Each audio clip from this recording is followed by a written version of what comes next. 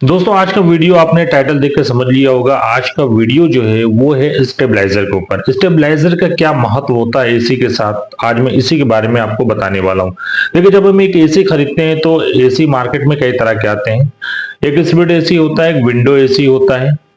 अब उसमें अलग अलग कैटेगरी होती है। एक इन्वर्टर होता है, एक नॉन इन्वर्टर होता है। इन्वर्टर एसी में आजकल जो है स्टेबलाइजर फ्री ऑपरेशन आता है, यानी उसमें कंट्रोलर दिया गया होता है, एक चिप होती है जिसके थ्रू आपके एसी को वो कंट्रोल करता है। लेकिन उसमें एक रेंज होती है 120 से 290 या 280 या 270 तक वो करता है।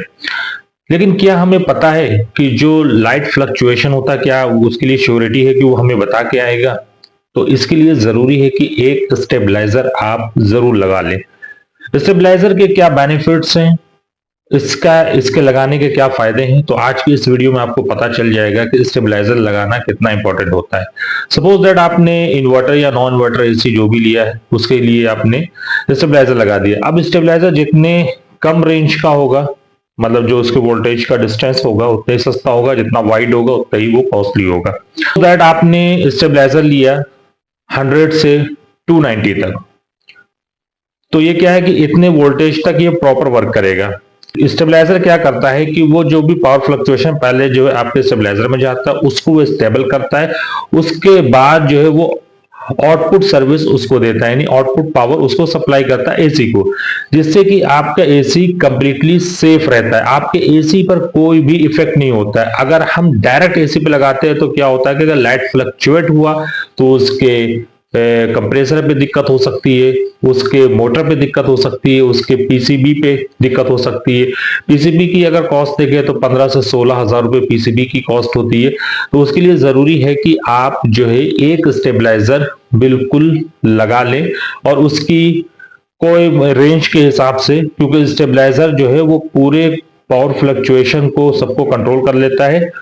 अब एक सवाल ये होता है कि भाई स्टेबलाइजर तो हम लगा लेंगे एसी के लिए, लेकिन स्टेबलाइजर में क्या चीजें होनी चाहिए, क्या इंपॉर्टेंट चीजें होनी चाहिए जिसको देखकर हम ले। सबसे पहली चीज है, स्टेबलाइजर में आपका डिजिटल डिस्प्ले होना चाहिए। इसके अंदर आप जो है उसके इनपुट आउटपुट सोर्स को ट्रैक कर सके, आपको पता चल सके कि इसमें इनपुट कितना है, आउटपुट कितना आ रहा है। उसके बाद उसमें एक टाइम डिले का भी ऑप्शन होना चाहिए। टाइम डिले का बेनिफिट ये होता है कि अगर पावर फ्लक्चुएट हुआ तो उससे क्या होता है कि वो उसको होल्ड करता है, उसको स्टेबल करता है, उसको स्टेबल करने के बाद उसको इनपुट सर्विस प्रोवाइड कराता है। और तीसरी चीज है कि आपके स्टेबलाइजर में high and low cut off protection का फीचर भी होना चाहिए। अब high and low protection feature क्या होता है, अब इसको समझना जरूरी।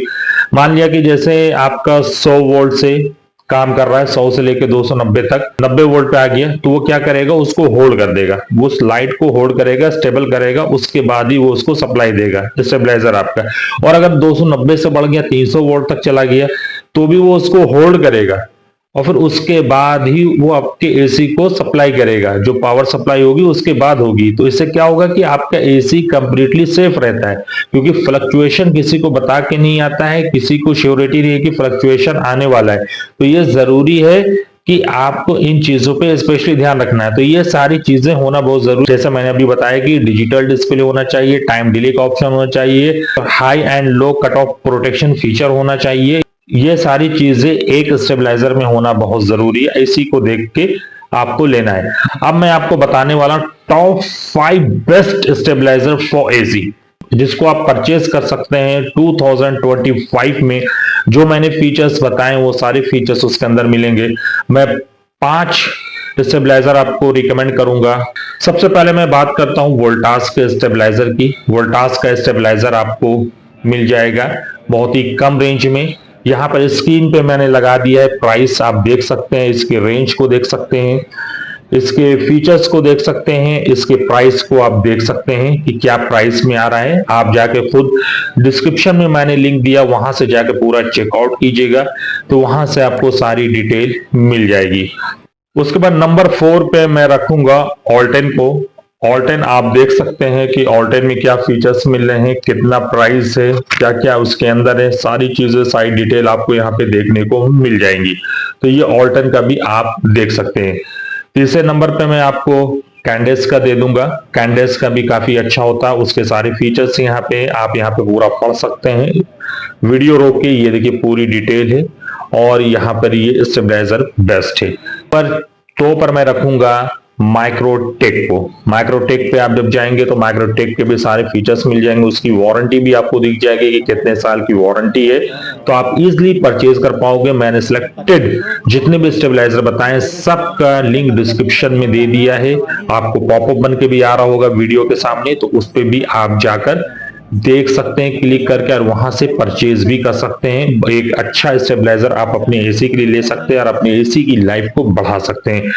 नंबर 1 पे आएगा आपका वी गार्ड का। वी गार्ड का आप देख सकते हैं क्या क्या फीचर्स हैं, बहुत ही इंपॉर्टेंट फीचर्स दिए गए हैं जिसको आप देखकर इसे परचेज कर सकते हैं।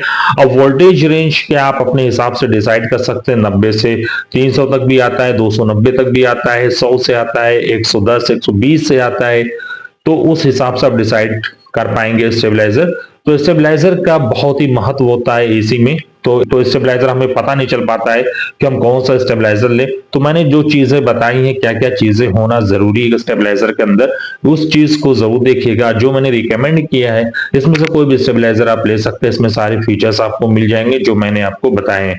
तो वीडियो कैसा लगे इसे ज्यादा से ज्यादा लो पास शेयर करें, ज्यादा से ज्यादा लो पास पहुंचाएं ताकि उनको भी इसके बारे में जानकारी मिल सके। तो चलिए गाइस, आज के लिए इतना ही, मिलते हैं नेक्स्ट वीडियो में। Thank you so much.